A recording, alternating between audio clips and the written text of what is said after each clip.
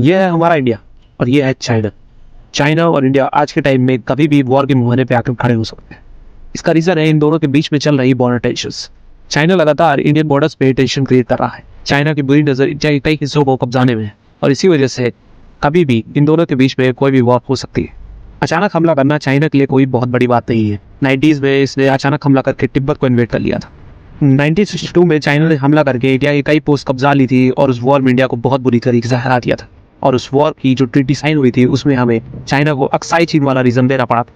तो दोस्तों, आज की वीडियो में हम लोग बात इसी टॉपिक पर करने वाले हैं कि अगर इन दोनों देशों के बीच में वॉर हो जाए तो किस देश के इस वॉर को जीतने की सबसे ज्यादा चांसेस है और किस देश के पास वो एक्स फैक्टर है जो वॉर में मदद करेगा। तो नमस्कार दोस्तों, आप लोगों का स्वागत है माइंड मास्टरी चैनल पर। अगर बात करी जाए इन दोनों देशों के मिलिट्री बजट की तो इंडिया का मिलिट्री बजट $73.9 बिलियन का है, वहीं चाइना का $229 बिलियन है। बजट में चाइना इंडिया से काफी आगे है। अगर बात करें थल सेना की तो इंडिया के पास एक्टिव सोल्जर्स 1.45 मिलियन, वहीं चाइना के पास ये नंबर 2.03 मिलियन का है। यानी कि चाइना की सेना 20 लाख से ऊपर है और इंडिया की सेना मात्र 14 लाख।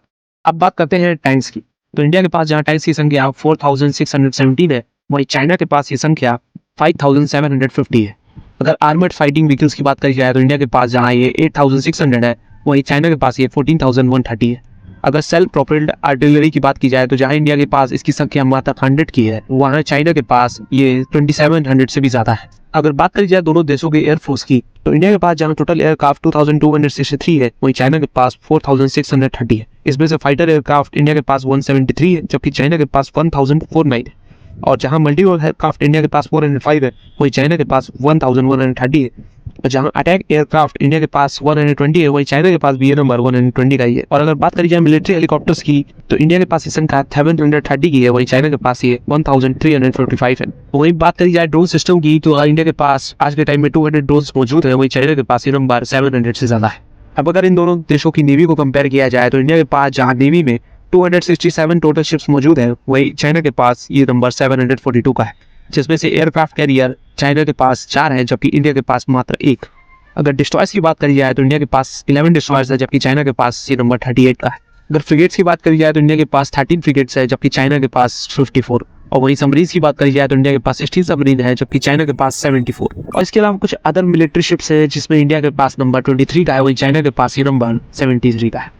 अब ये था इंडिया चाइना का मिलिट्री कंपैरिजन और इस मिलिट्री कंपैरिजन में आपने देखा ही होगा कि चाइना इंडिया से काफी ज्यादा आगे है। और बात सिर्फ इस मिलिट्री कंपैरिजन की नहीं है, बात है टेक्नोलॉजी की भी। टेक्नोलॉजी में चाइना इंडिया से काफी ज्यादा आगे है अपनी मिलिट्री में।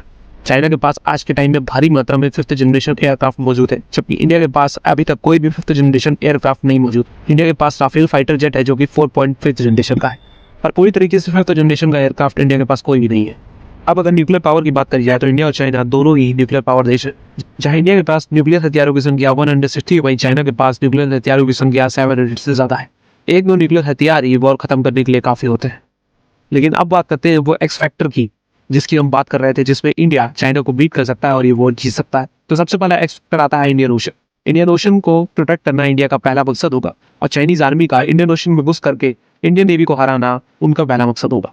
लेकिन इसमें सबसे बड़ी दिक्कत है चाइना के लिए कि चाइना अपनी पूरी नेवी इंडियन ओशन में उतार नहीं सकता, क्योंकि ऐसे सिचुएशन में दूसरे देश उस पर अटैक कर सकते हैं जैसे कि ताइवान और यूएस। वहीं इंडियन ओशन में आकर के इंडियन नेवी को हराना बहुत ही ज्यादा मुश्किल है। और इसके साथ ही इंडियन ओशन से होकर के चाइना का पूरा ट्रेड गुजरता है, यानी कि चाइना जितने भी एक्सपोर्ट दुनिया भर में करता है वो इंडियन ओशन से होकर ही उसके शिप्स गुजरते हैं। और वॉर के टाइम में इंडिया यहाँ पर नेवल ब्लॉकेज लगा सकता है, उसका कोई भी शिप यहाँ से ट्रेड नहीं कर सकता और ये चाइना के लिए बहुत बड़ी दिक्कत है और इस चीज़ को चाइना भी अच्छे से जानता है। अगर बात करी जाए दूसरे एक्स फैक्टर की तो अगर इन दोनों देशों के बीच में कोई वॉर होता है तो ये मेजरली होगा लद्दाख और अरुणाचल प्रदेश के हिस्सों में। और ये दोनों हिस्से पहाड़ी इलाकों से घिरे हुए हैं जहाँ पे वॉर करना किसी भी कंडीशन में बहुत आसान नहीं होने वाला है। वहीं इन पहाड़ों के बीच में इंडिया के पास सबसे बड़ा एडवांटेज है उनकी मिसाइल। इंडिया के पास जहां अग्नि 5 और ब्राह्मो जैसी मिसाइल्स है जो कि इन पहाड़ों में किसी भी एंगल में जा करके वॉर कर सकती है। ये मिसाइल सिर्फ टारगेट लॉक करके नहीं बल्कि टारगेट चेंज करके वाइड एंगल टिल्ट होकर कहीं पे भी वार कर सकती है। वहीं चाइना के पास अभी तक ऐसी कोई मिसाइल नहीं है जो ऐसे पहाड़ों में वार कर सके। उनके पास सीधा टारगेट लॉकिंग मिसाइल्स है जो कि एक बार में छोड़ने पर ही वार करती है। लेकिन अगर इन दोनों देशों के बीच में कभी भी वॉर हुआ तो डेफिनेटली ये बात है कि इंडिया तो पहले वॉर नहीं करेगा, पहला वार चाइना ही करेगा और उसी के चक्कर में चाइना पे कई सारे सजेशंस आ सकते हैं यूएस की तरफ से। लेकिन वहीं इंडिया के लिए भी बहुत सारी दिक्कतें हैं। वहीं इंडिया चाइना के बीच में अगर फुल फ्लेज वॉर हो जाए तो इंडियन आर्मी का ये कहना है कि हमारे पास जो एमिनिशंस हैं वो केवल 20 से 30 दिनों में खत्म हो जाएंगे। और इस चीज़ पर इंडियन गवर्नमेंट बहुत ज़्यादा ध्यान नहीं दे रही है, जो कि देना चाहिए। वहीं अगर ये वॉर होता है और ये वॉर लंबे समय तक चलता है तो चाइनीज इकोनॉमी को उतना फर्क नहीं पड़ेगा जितना इंडियन इकोनॉमी को पड़ेगा। जहाँ इंडिया टेक्नोलॉजी और मिलिट्री काउंट में चाइना से पीछे है, वहीं पैसों के मामले में भी इंडिया चाइना से पीछे है। जहाँ इंडिया के पास केवल $650 बिलियन के फॉरेन रिजर्व है, वहीं चाइना के पास ये संख्या $3500 बिलियन की है।